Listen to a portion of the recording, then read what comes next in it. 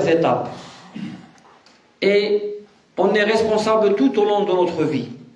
Mais il a mis une étape qui est jusqu'à la puberté, où on n'est pas responsable. Qu'est-ce que ça veut dire on n'est pas responsable? C'est-à-dire, si on fait du bien, Allah nous l'écrit. Je parle des croyants. Si tu pries, tu as 7 ans, tu pries, Allah il te rétribuera. Si tu jeûnes à l'âge de 10 ans, Allah il te rétribuera. Si tu apprends le Coran, tu récites le Coran, Allah il te rétribuera. Mais si tu te trompes, si tu ne te lèves pas pour la prière, si tu mens, si tu fais à cet âge-là, Allah il t'écrit rien. Jusqu'à ce que tu atteignes l'âge de la puberté. L'âge où tu distingues vraiment ta responsabilité sur cette terre. Où tu commences à ressentir que tu vas bientôt devenir adulte. Cet âge-là, Rasulullah sallallahu alayhi wa sallam, il nous l'a nommé. C'est l'âge de la responsabilité. C'est-à-dire, à partir du moment où tu n'es pas responsable jusqu'à ce que tu atteignes la puberté, juste au moment où tu atteins la puberté, la prière est obligatoire. Le jeûne est obligatoire. Si tu fais du bien, Allah t'écrit du bien. Si tu fais du mal, Allah te notera le mal et après il décide de le garder ou de te le pardonner. On n'a pas une période entre les deux en islam. Et l'humanité entière marchait comme ça.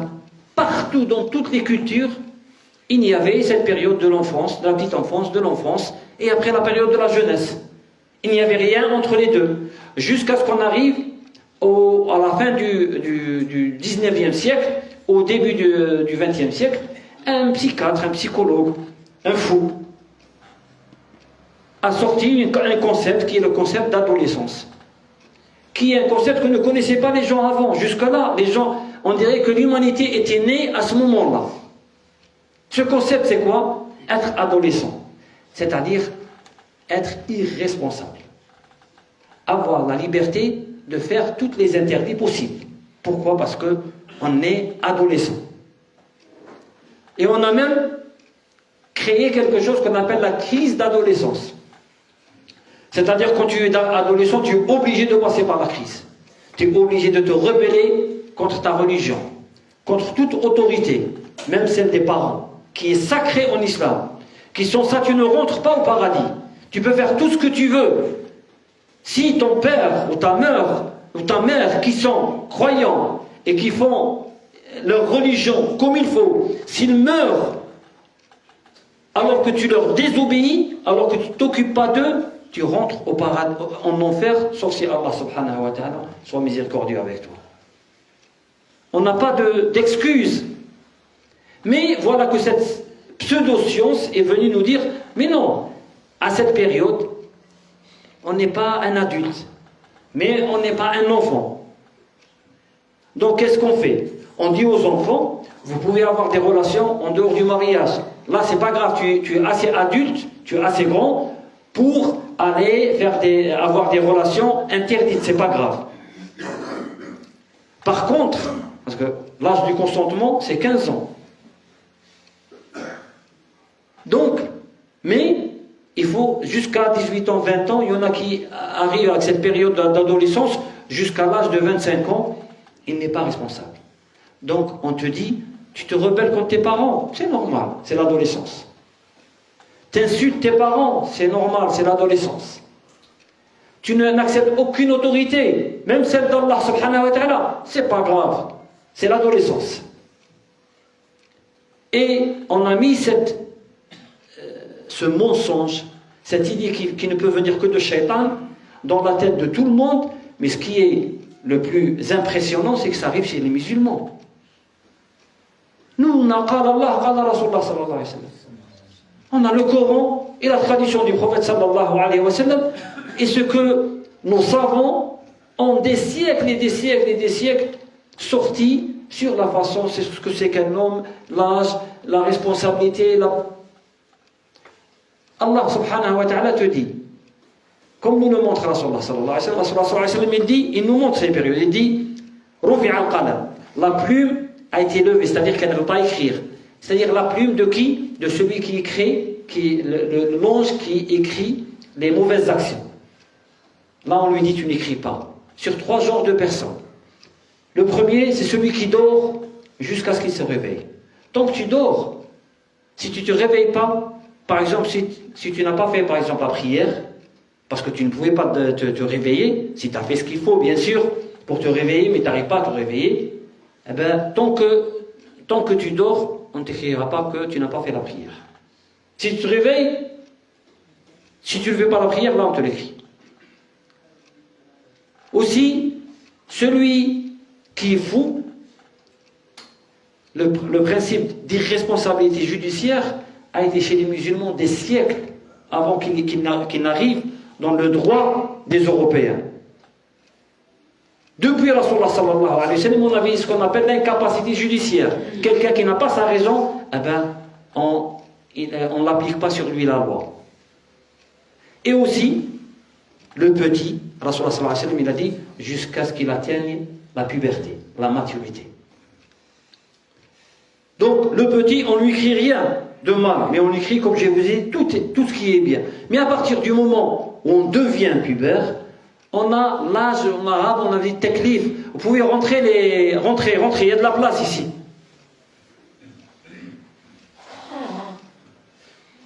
Les frères, ne restez pas dans le couloir. Venez ici, venez, il y a de la place.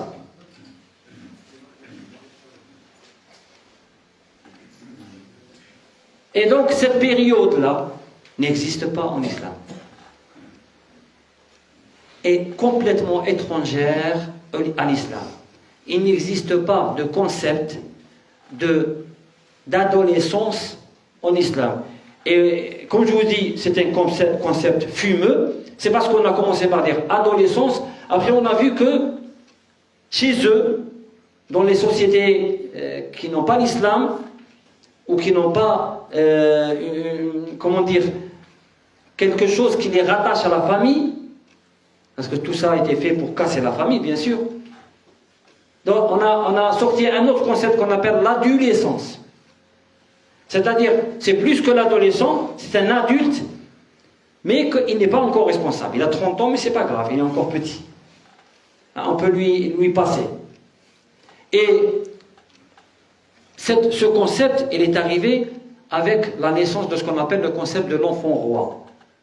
Puisqu'on ne faisait plus d'enfants, on n'avait qu'un seul enfant, donc on acceptait tout ce qu'il faisait. Et Rasulullah sallallahu alayhi wa sallam, il ne parle, quand il dit quelque chose, surtout par rapport à ce qui va arriver dans l'avenir. Si tu ne le comprends pas, garde-le, un jour tu le comprendras.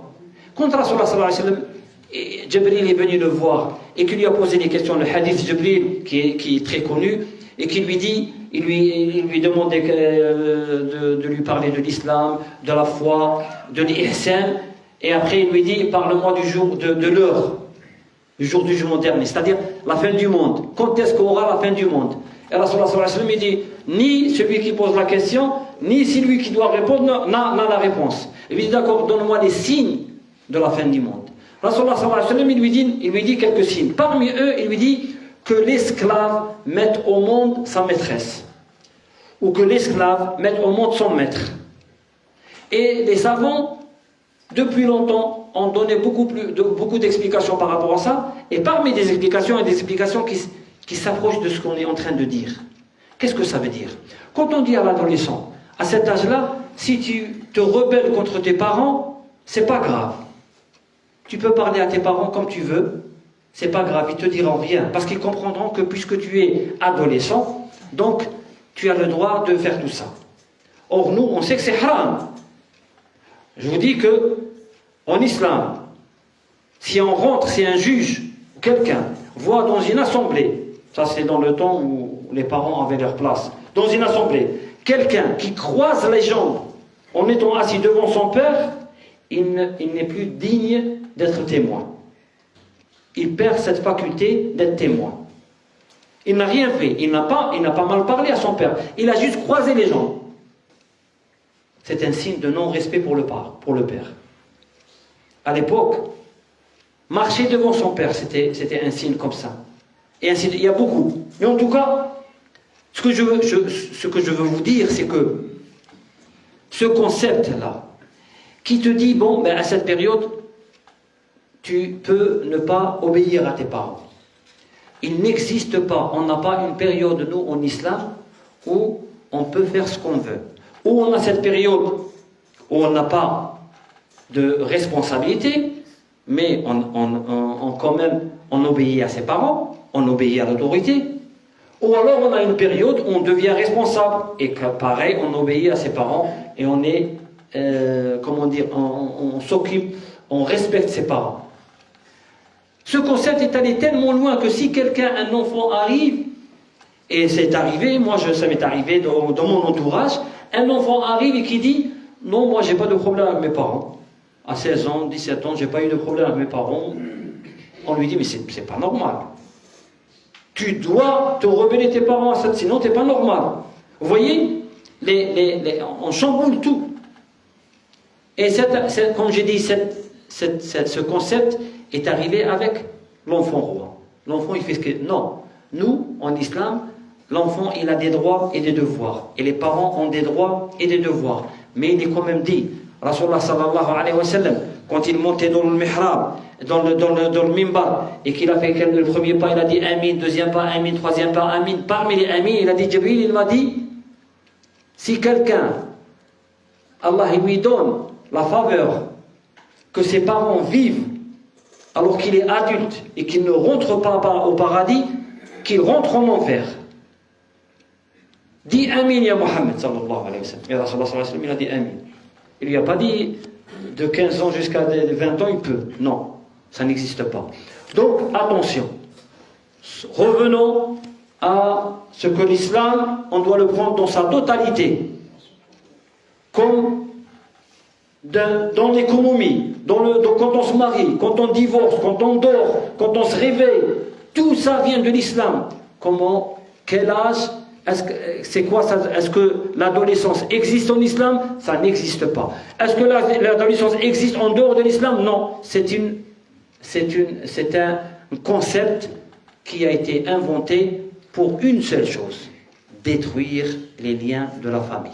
Qu'il n'y ait plus de respect ni entre le père, ni entre son fils, ni toute la famille. Et c'est d'ailleurs, ici, on est arrivé dans beaucoup de domaines où la famille a éclaté et n'a aucun rôle dans la société, alors que la famille, c'est la première cellule de la société. Si elle marche, toute la société peut marcher. Si la famille est éclatée, eh bien c'est un cancer. C'est comme l'être humain quand il a un cancer.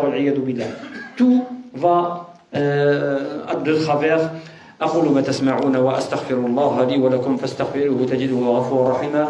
فقط عندنا إخوان جاوا من بعيد، جاوا من سانت إتيان، جاوا هنا باش يجمعوا المسجد بعد الصلاة إن شاء الله نجمعوا لهم.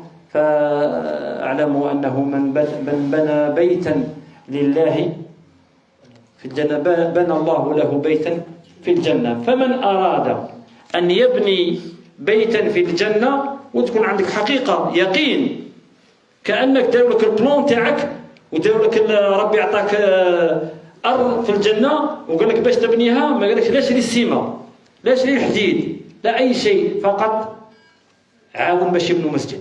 Donc on a des frères qui sont venus de Saint-Étienne pour ils nous demandent de les aider, comme vous le savez, pour la construction d'une mosquée.